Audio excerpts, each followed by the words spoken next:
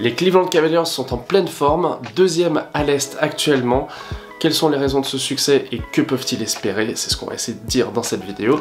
Bienvenue sur le Seigneur des Arceaux, et si vous n'êtes pas encore abonné, pensez de le faire dès à présent.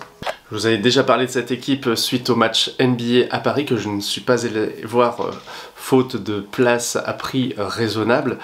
En tout cas, ils avaient massacré les Nets dans le sillage d'un grand Donovan Mitchell. On va revenir sur ce joueur évidemment. Et depuis, ils sont quand même sur une dynamique assez impressionnante.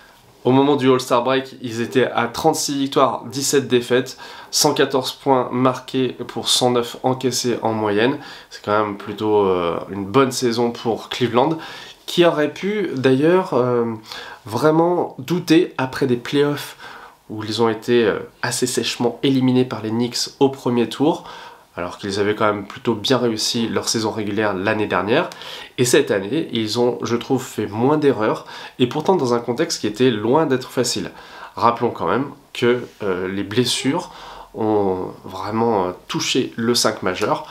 Par exemple Darius Garland, qui a été All-Star et qui là revient tout juste de blessure sur le backcourt. On a également Evan Mobley, qui est un des joueurs hyper prometteurs de cette équipe, même si c'est pas encore peut-être le plus fort et le plus régulier. Lui aussi a été contraint de s'éloigner du parquet. Il me semble que le pivot Jarrett Allen aussi a manqué quelques matchs, mais de façon générale, eh bien, c'est une équipe qui s'est trouvée. Il y a un collectif, il y a un état d'esprit, ça se voit quand on a les interviews d'après-match par exemple, qu'il y a une belle cohésion.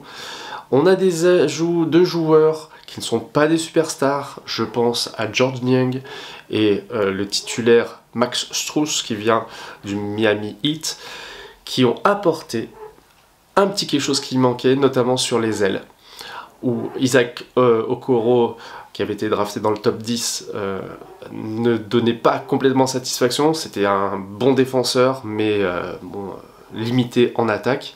Et là, depuis qu'il a des partenaires, je pense aussi à Caris LeVert sur ses postes ailiers qui peuvent l'aider à marquer des points. Lui, il va se concentrer sur ce qu'il sait très bien faire. Il est beaucoup plus efficace, il est en train de trouver sa place en NBA, ça fait vraiment plaisir. Ce que je trouve intéressant dans cette équipe, c'est qu'il y a une assez bonne homogénéité. Au-dessus, on a Donovan Mitchell qui est toujours à un niveau éblouissant, qui a réalisé encore des performances de très très haut niveau et qui a été All-Star fort logiquement. Eh bien, les autres joueurs sont quand même au diapason. Si je prends Max Strus, on est à 12 points de moyenne, Darius Garland 18, Evan Mobley 15,8 et à peu près pareil pour Jarrett Allen. Caris LeVert qui apporte son expérience et son punch en sortie de banc, ou de temps en temps titulaire, il est à 14 points. Et en dessous, Isaac Okoro 9 points pour George Niang, Dean Wade aussi, un joueur dont on parle très peu mais qui est pourtant vraiment précieux et que les Cavs ont voulu garder, je pense qu'il a intéressé d'autres équipes. Il est à 5,6 points. Et Sam Merrill, qu'on a découvert à Paris notamment comme shooter fou qu'il est, eh bien il est 6 points et demi 8 points en sortie de banc, 6 points et demi, c'est pour le rookie Craig Porter Jr., une autre belle surprise de cet effectif. Bref, si on prend ces joueurs, il n'y en a pas beaucoup qui évoluent en dessous de leur niveau, et finalement, le coach JB Bickerstaff, qui n'était pas vraiment dans les entraîneurs vus comme des grands scientifiques et des grands connaisseurs du jeu, eh bien, il est en train d'imposer quand même un style. Il sait tirer le parti de ses joueurs, cet effectif, il prend de l'ampleur. Alors, est-ce que c'est des joueurs qui font peur? Pas forcément si on compare à d'autres effectifs de stars, mais on est dans une NBA aussi qui parfois se repose un peu trop sur les stars et qui n'apporte pas assez d'attention aux joueurs de complément, aux besogneux, aux role-players qui vont faire ce qu'ils font bien et qui ne tireront pas la couverture à eux. Moi je trouve que voilà, cette équipe elle est vraiment solide, c'est un collectif vraiment au top. Et puis bien sûr, faut qu'on se focalise un petit peu sur Spider, Donovan Mitchell, que je trouvais moi assez agaçant, mais très fort bien sûr à Utah, parce qu'il était entouré de joueurs très bon à 3 points, plus Rudy dans la raquette. Là, il retrouve peut-être un petit peu le même genre de sensation, sauf qu'on a peut-être un peu plus de talent aussi. Hein, quand on voit que Jarrett Allen, clairement, il a un niveau All-Star et il est très très performant dans ce qu'il fait. Et à mon avis, voilà, il assure sous la raquette. Evan Mobley qui progresse, ben, voilà, Donovan Mitchell sait très bien cohabiter avec ces joueurs-là. Il tourne à 6,3 passes, ce qui est quand même pas mal, hein, 28 points, 6 passes, et 5 rebonds environ, donc c'est vraiment fort. Il a aussi presque 2 interceptions de moyenne.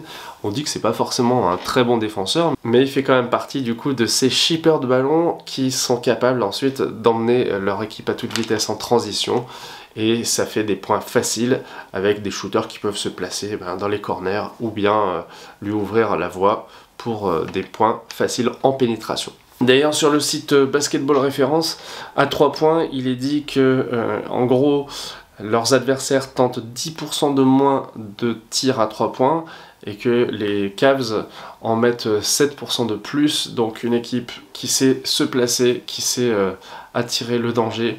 Quand on a par exemple Max Strus sur un côté, on peut avoir aussi Jordan Young de l'autre. C'est vraiment compliqué de les arrêter quand ils sont dans un bon jour.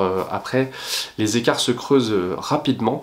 D'ailleurs, ils ont remporté pas mal de victoires avec un confortable matelas, et c'est pour ça que j'avais envie de vous parler de ces Cavs. Maintenant, où est-ce qu'ils peuvent aller? Eh bien, c'est ce qu'on va essayer de voir en fonction de plusieurs critères. Déjà, l'opposition. Alors, ils sont en dessous de Boston, et à mon avis, ils ne vont pas les rattraper parce qu'il y a quand même 6 matchs d'écart après le All-Star Game, c'est compliqué. Mais en dessous, on a quand même les Milwaukee Bucks qui réalisent une saison mi-figue, mi-raisin, sont 3e de la conférence et sont sur une série de défaites depuis l'arrivée de Doc Rivers au poste de coach, donc ça fait un petit peu peur. Philadelphie, tant que Joel Embiid n'est pas revenu de sa blessure au genou, à mon avis, va continuer de glisser au classement. Il y a les Knicks peut-être qui peuvent éventuellement faire une fin de saison en boulet de canon et peut-être venir se frotter à eux.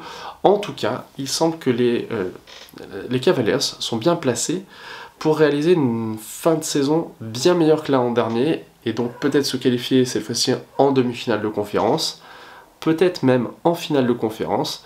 Est-ce que vous voyez les Cavs battre les Celtics sur 7 matchs? A priori, non. Mais on sait qu'une saison, elle peut avoir aussi ses rebondissements, comme par exemple des blessures de joueurs majeurs. À Boston, dans la mesure où on n'aurait pas de joueurs comme Kristaps Porzingis sous les panneaux, je pense que ça pourrait déjà un petit peu rééquilibrer les débats. Mais ça, on verra au moment des playoffs. Je vous reparlerai certainement de ces Cavaliers parce que pour l'instant, ils cartonnent et c'était normal de parler d'eux. Si vous avez des choses à dire sur cette équipe, c'est avec plaisir. Et on se retrouve pour d'autres vidéos très bientôt sur le Seigneur des Arceaux. Salut!